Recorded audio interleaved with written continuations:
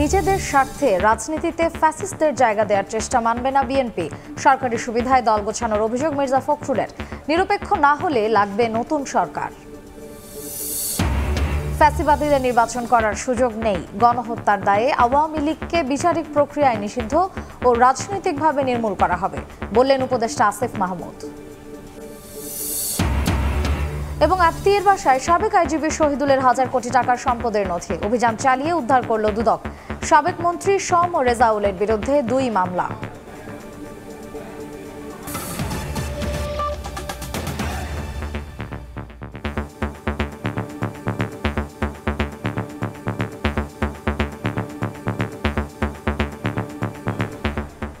সময় সংবাদের সঙ্গে আছি আমি মার্জিয়া শ্রেয়া। নিজেদের স্বার্থে ফ্যাসিস্টদের জায়গা করে দিলে মানবে না বিএনপি।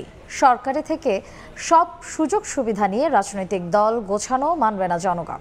রাজধানীতে ছাত্রদলের নতুন সদস্য সংগ্রহ কর্মসূচিতে একথা বলেছেন বিএনপি মহাসচিব মির্জা ফখরুল ইসলাম আলমগীর।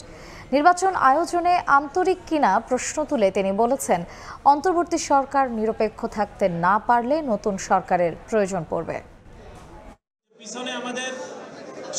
দেশ জুড়ে চলছে বিএনপির সদস্য ফর্ম নবায়ন ও সংগ্রহ কার্যক্রম। এর ধারাবাহিকতায় বুধবার সকালে ঢাকা মহানগর ছাত্রদল শুরু করল সদস্য ফর্ম নবায়ন এবং নতুন সদস্য সংগ্রহ কার্যক্রম। রাজধানীর ফার্মগেটে কৃষিবিদ ইনস্টিটিউশন মিলনায়তনে এ কর্মসূচিতে প্রধান অতিথি হিসেবে যোগ দেন বিএনপি মহাসচিব মির্জা ফখরুল ইসলাম আলমগীর।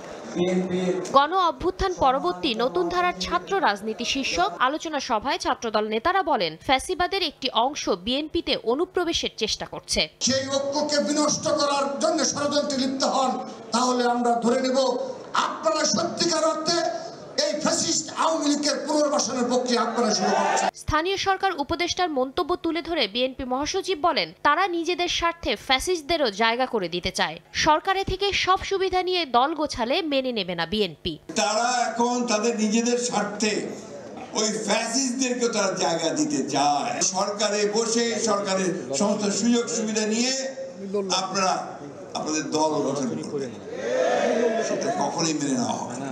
নির্বাচন আয়োজনে সরকার আন্তরিক কিনা এমন প্রশ্ন তুলে মির্জা ফখরুল বলেন, অন্তর্বর্তী সরকার নিরপেক্ষ না থাকতে পারলে নতুন সরকারের প্রয়োজন পড়বে। সেই সন্দেহটা হচ্ছে যে আদৌ নির্বাচনটা এরা আন্তরিক কিনা। কারণ আছে এই সন্দেহ সৃষ্টি হওয়ার। তার মধ্যে গতকালই এদিকে বুধবার দুপুরে জাতীয় প্রেস ক্লাবে এক অনুষ্ঠানে যোগ দিয়ে দলের ভাইস চেয়ারম্যান শামসুজ্জামান দুদু দাবি করেন, নির্বাচন বানচাল করতে দেশের বিভিন্ন স্থানে বিশৃঙ্খলা তৈরির চেষ্টা চলছে। ধরনের বিশৃঙ্খলা তৈরি পরিকল্পিতভাবে চেষ্টা হচ্ছে। যদি বিশৃঙ্খলা হয় নির্বাচন হবে না, নির্বাচন না হয় তাহলে ফ্যাসিবাদের উল্লাস আমাদের আবার হয়তো দেখার প্রয়োজন দেখা দিতে পারে। সেহেতু যে কোনোভাবে জাতীয় ঐক্য বিশৃঙ্খলা বাদ দিতে হবে। বিশৃঙ্খলা বন্ধ করে দ্রুত নির্বাচনের আহ্বান জানান বিএনপির নেতা। সাথীরা শারমিন, সময় সংবাদ, ঢাকা।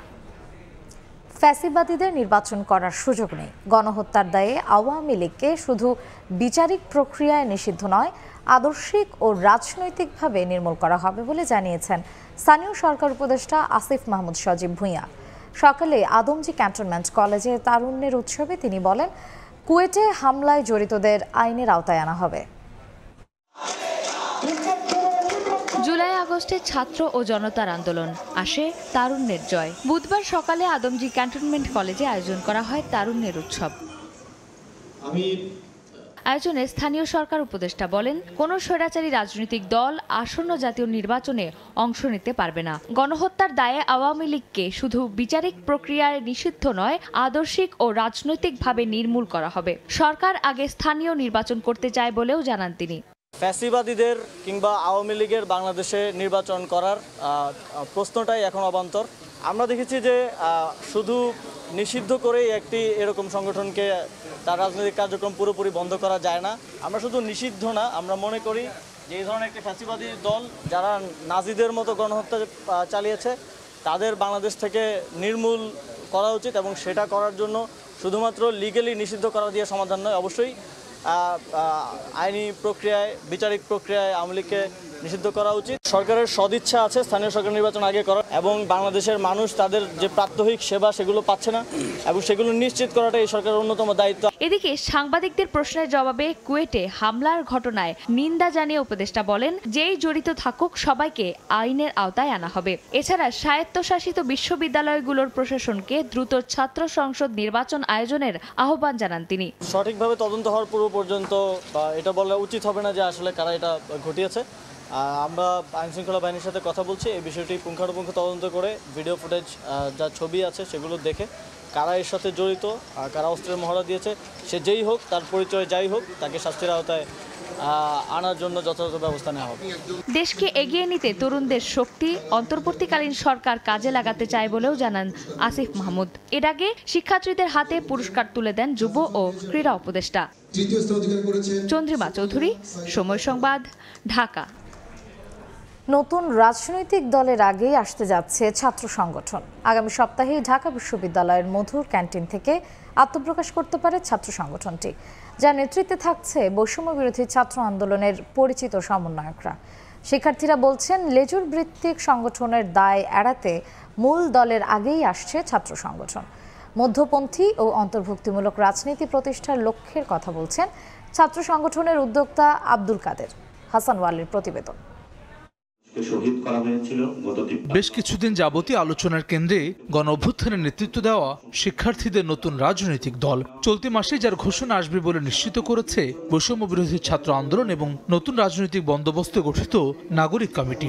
কিন্তু এর আগেই আত্মপ্রকাশ ঘটছে ছাত্র সংগঠনের। এরই মধ্যে সংবাদ সম্মেলন করে নতুন ছাত্র সংগঠন আসার ঘোষণা দিয়েছেন সমন্বয়করা। প্রাথমিকভাবে বৃহস্পতিবার আত্মপ্রকাশের দিনক্ষণ ঠিক থাকলেও কিছুটা পিছিয়ে আগামী সপ্তাহের শুরুতে আসতে পারে ঘোষণা। ঢাকা বিশ্ববিদ্যালয়ের মধুর ক্যান্টিন থেকে শুরু হতে পারে পথ চলা। বৈষম্য বিরোধী ছাত্র আন্দোলনের সমন্বয়করা বলছেন, সংগঠনটির মূল নেতৃত্বের বেশিরভাগই যাচ্ছেন মূল রাজনৈতিক দলে। আহ্বায়ক হাসনাত আব্দুল্লাহ পেতে পারেন দলের গুরুত্বপূর্ণ দায়িত্ব। যারা মূল দলে যাবেন না, ছাত্র সংগঠনের হাল ধরবেন তারাই।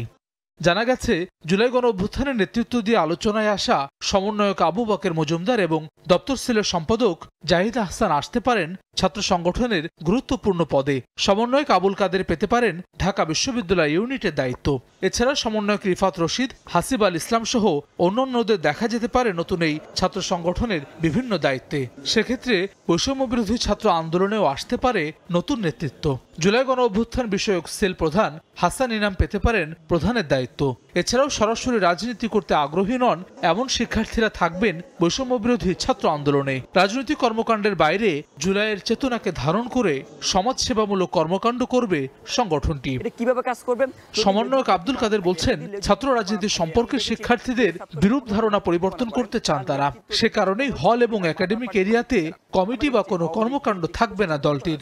লক্ষ্য মধ্যপন্থী ও অন্তর্ভুক্তিমূলক রাজনীতির। কোনো ব্যক্তি মাদার পার্টি দ্বারা আপনার নির্বাচিত হয়, তখন ছাত্রদের দিকেও তার কোনো দায়বদ্ধ জায়গা থাকে না। ছাত্ররা যে ফরম্যাটটা আছে, যে কাঠামোটা আছে, সেটাকে আমাদের পরিবর্তন আনতে হবে। কেন?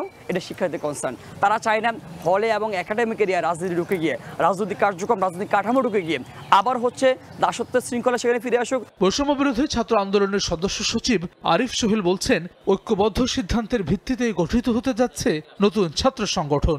একই প্ল্যাটফর্ম থেকে বের হয়ে মূল দল এবং ছাত্র সংগঠন হলেও ছাত্র সংগঠন থাকবে স্বতন্ত্র। তার প্রত্যাশা, লেজুর ভিত্তিক ছাত্র রাজনীতির পথে হাঁটবে না শিক্ষার্থীরা। উদীয়মান যে সকল ছাত্র নেতারা আছেন, যারা গণ অভ্যুত্থানে গুরুত্বপূর্ণ ভূমিকা পালন করেছেন, তাদের নেতৃত্বে একটা ছাত্র সংগঠন তৈরি হচ্ছে। এই ছাত্র সংগঠনটি খুবই গুরুত্বপূর্ণ যে ফিচার, সেটা হচ্ছে এটা লেজুর ভিত্তিহীন।